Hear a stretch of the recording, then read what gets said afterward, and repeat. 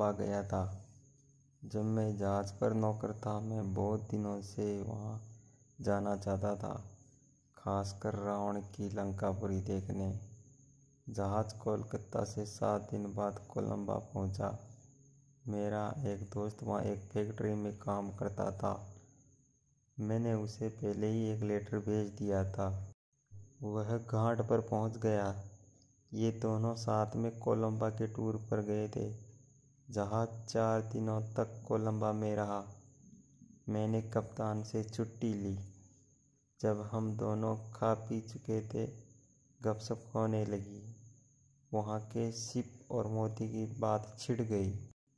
मेरे दोस्त ने कहा, ये सब चीज़ें तो यहाँ समुद्र में निकलती है और आसानी से मिल जाती है, मगर मैं तुम्हें एक ऐसी चीज़ दूंगा जो शायद तुमने कभी नहीं देखी हो।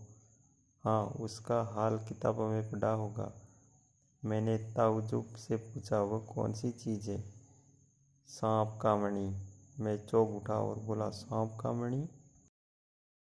उसका जिक्र तो मैंने किस्से कहानियों में सुना है, और ये भी सुना है कि उसका मोल 7 बादशाहों के बराबर होता है। क्या सांप का असली मणि? वह बोला, हाँ भाई, असली मणि तुम्हें मिल जाए तो मानोगे, मुझे विश्वास नहीं हुआ।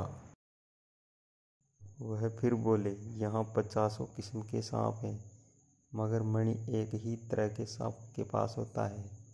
उसे कालिया कहते हैं। यह बात सच है कि ये चीज़ मुश्किल से मिलती है। 50 में शायद एक के पास निकले, मगर मिलती ज़रूर है। मैंने सुना था कि सांप मणि को अपने सिर पर रखता है, मगर यह बात गलत निकली। मेरे दोस्त ने कहा, यह चीज़ उसके मुंह में होती है। मैंने पूछा कि मुंह के अंदर से चमक कैसे नजर आती है? दोस्त ने हंसकर कहा, जब उसे रोशनी की ज़रूरत होती है तो वह किसी साफ पत्थर पर उसे सामने रख देता है। उस वक्त जरा भी खटका हो तो वह उसे झट से मुंह में दबाकर भाग जाता है। उसकी यह आदत कि जहाँ एक बार मणि को निकाल लेता है, वही बार बार आता है। मैं आज ही अपने आदमियों से कह देता हूँ, और वे लोग कहीं न कहीं से ज़रूर खबर लाएंगे। 2 दिन गुजर गए। तीसरे दिन शाम को मेरे दोस्त ने मुझसे कहा, लो भाई, मणि का पता चल गया।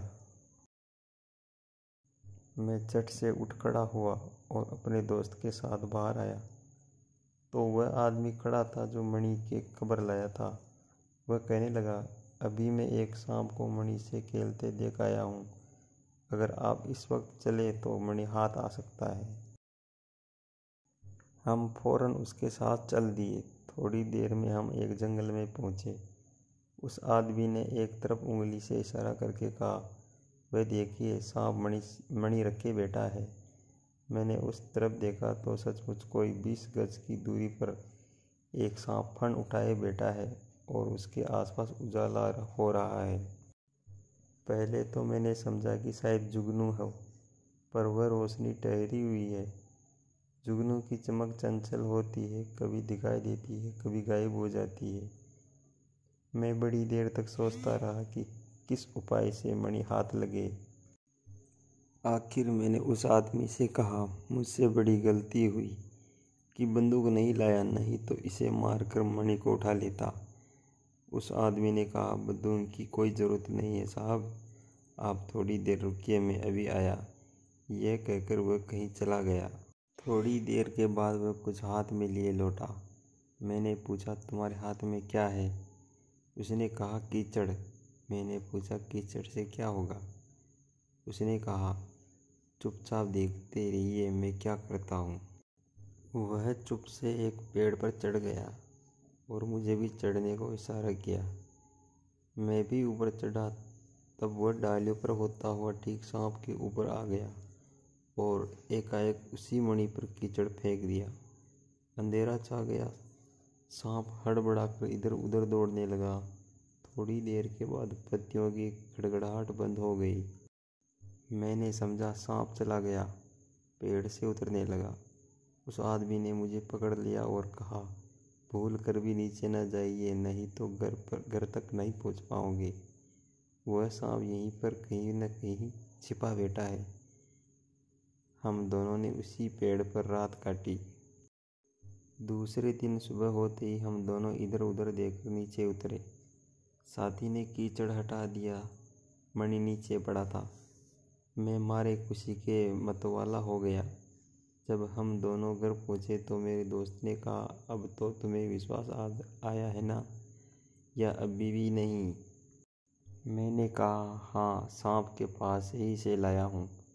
ज़रूर, मगर मुझे अभी तक संदेह है कि यह वह मणि नहीं है जिसका मोल 7 बादशाहों के बराबर है। दरियाफ्त करने पर मालूम हुआ कि वह एक किस्म का पत्थर है जो गर्म होकर अंधेरे में जलने लगता है। जब तक वह ठंडा नहीं हो जाता वह इसी तरह रोशन रहता है। सांप इसे दिन भर अपने मुंह में रखता है ताकि यह गर्म रहे। रात को वह इसे किसी जंगल में निकालता है और उसकी रोशनी में कीड़े मकोड़े पकड़कर खाता है। दोस्तों, इस कहानी में मुझसे कोई गलती हो तो क्षमा करें। इसी तरह की कहानियाँ रोज़ सुनने के लिए हमारे चैनल को लाइक एंड सब्सक्राइब ज़रूर करें। Thank you.